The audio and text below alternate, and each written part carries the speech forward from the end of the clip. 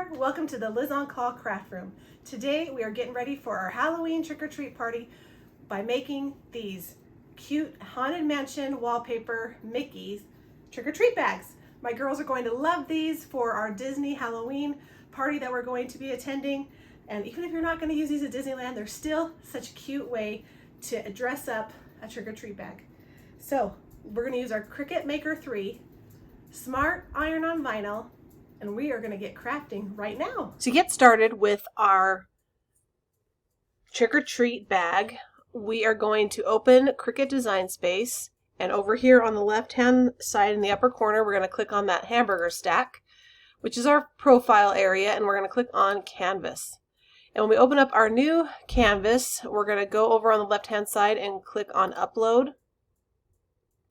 And then we're going to upload an image, and we're going to go and find our image. And it's called the Haunted Mansion Wallpaper. And there it is. We're going to drag and drop that onto our upload area. So we're going to have it as a cut image. So that's selected. And then we're going to click down here on the bottom right, Upload. Then we can choose that from our recently uploaded images. And we can make sure that's highlighted in green and then add it to our canvas. So here it is, our Haunted Mansion wallpaper with the Mickey in there. And we want to size it to fit on our bag. Our bag is 15.5-ish inches tall. So for height, I'm going to lock this because I want the design to stay the same. So up here at the top where it says size, I'm going to make sure that that's locked so that the ratios of width and height will stay the same. And I want to make it 13 inches tall. And because we're using Smart Vinyl, we will not have to use a mat because we're using our Maker 3. And we're going to use Smart Iron-On Vinyl. So we can make it taller than 12 inches, so we will not need a mat for that, which is one of the great things about Smart Vinyl. So once we have that sized, then we're going to go over here, make sure we have the right machine selected, and we're going to click Make It. And here we can choose without a mat or on a mat. So we're going to click without a mat, and then click Continue. And one of the things we need to remember with iron-on vinyl is that we need to mirror our image.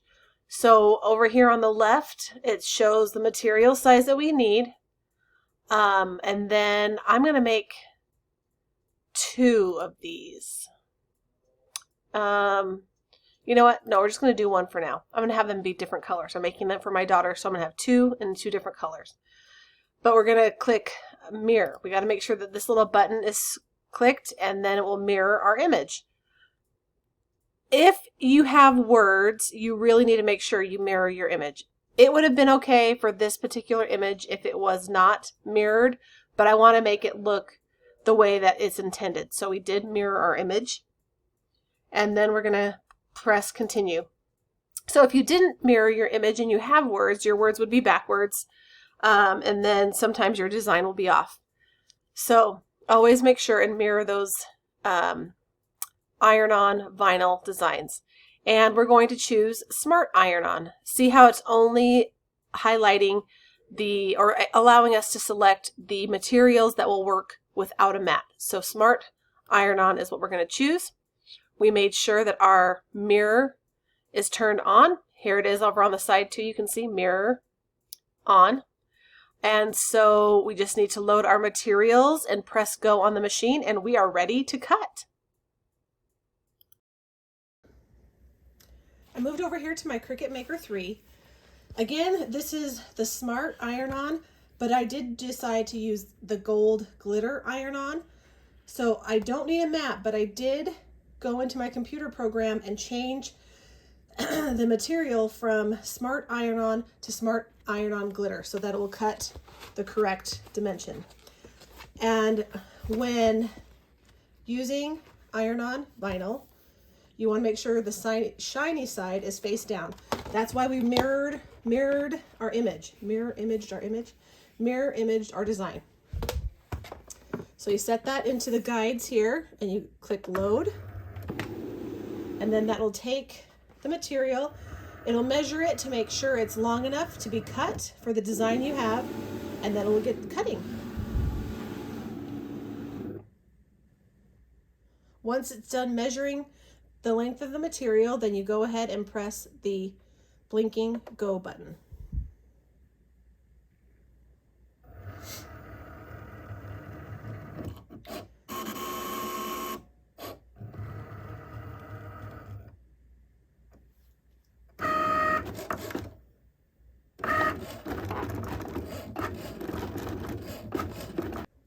It's all done cutting, so we're going to unload our material.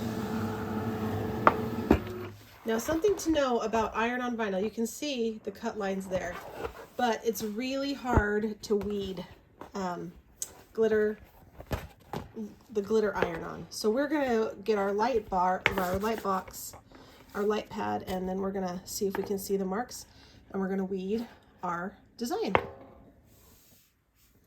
I've got my Cricut light pad here, turn that on, and then I'm going to place my glitter vinyl on there.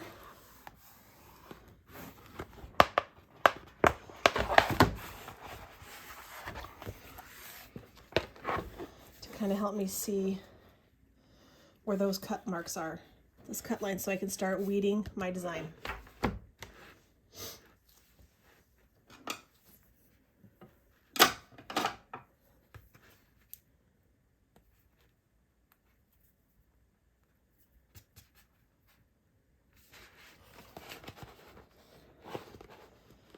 Sometimes you can bend the material if you even need to see better. So we're going to do that. We're going to get the outline kind of figured out, and we're going to weed all the unwanted vinyl from our design.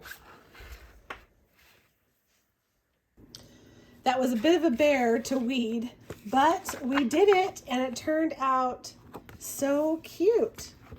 I'm excited to put this on our bags. So I'm going to heat up my iron. Actually, I'm going to use my Easy Press too. So I'm going to heat that up and get my bag all ready to go. Get this placed on the bag where I want it. And what we're going to do is we're going to place, this side is kind of sticky. So then we place it shiny side up this time. And so that this protective coating, this plastic coating, will protect our vinyl from when we put our heat onto our design or onto our project. So let's get working on that. My Easy Press is at 290 degrees. It's warming up, and I'm going to get my bag ready here to be pressed.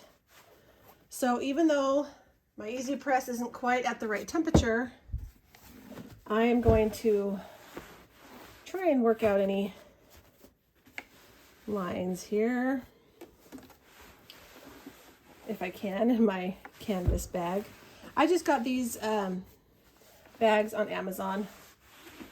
There's a link that you can find over at Liz on Call, where you can get this design for free as well, this cut file. If you're interested in that, just head over to lizoncall.com, grab the free cut file, and there's links to the materials used. Okay, I want to make sure my design is going to be centered on my bag. So I folded the bag in half, and I'm going to press a line to mark the middle of the bag. So, and I just use my Easy Press for that. So there you go. You can kind of see that line down the middle. And I'm using my Easy Press matte so that the heat will distribute evenly through the bag. To make sure I center my design, I'm going to fold my design in half, kind of line up the same images on each side, and find the halfway point and just kind of give it a squeeze to mark the middle, like that. And so now I've got those marks here and here. I'm going to line those up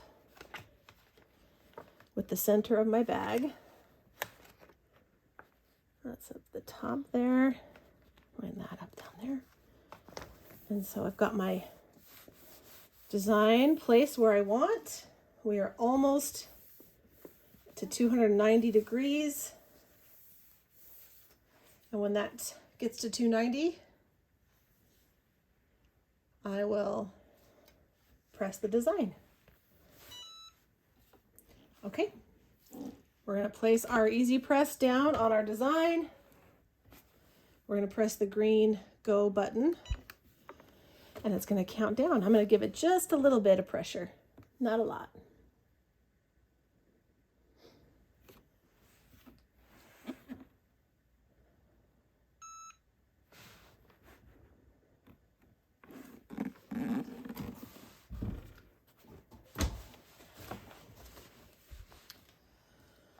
Okay, we're going to let this cool a bit before we try and peel it off. If you wanted to, you could turn it over, give it like 15 seconds press on the back side. We're going to do this bottom part and then move it up to the top.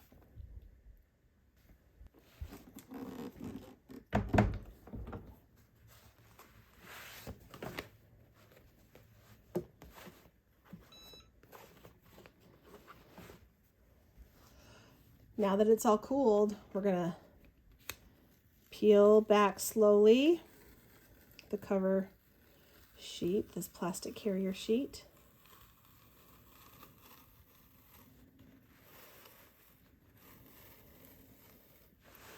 And if it starts to pull up,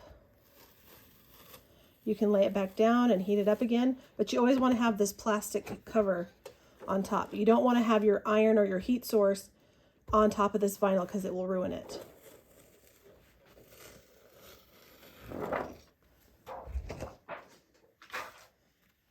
And that's it. It turned out so cute. I can't wait to use these at the Oogie Boogie Bash.